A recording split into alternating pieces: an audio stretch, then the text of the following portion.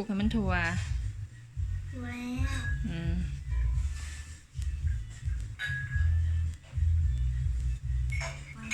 ฟังเบบี้คือฟังศพ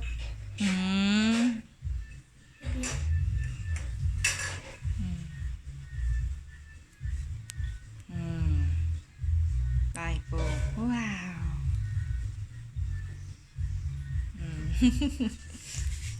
เบิ่งฝีมือเอมินว้าวไก่สีแดงล่ะยังอีก500โตมันตัวดีหวยยาบาได้ตัว1นาทีค่ะตัวหนึ่งตัวนาทีโบเบบี้ตัวนี้โบเป็นยัง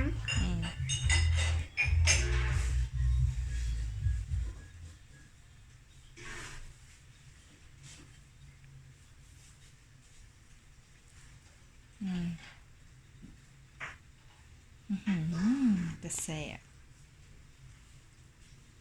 ไปตัว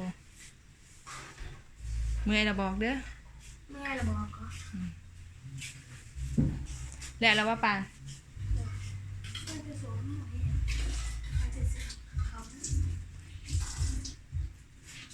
เดี๋ยวมือแรกเก็บเขาเองอย่าโฟมมันตกมาแรก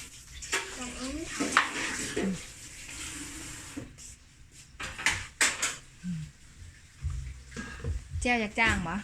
มันอยากทานแบบมังหน้าเอาอีกบ่ไหมบอล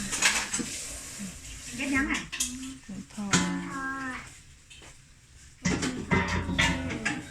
มีเด็กกินคุณทอด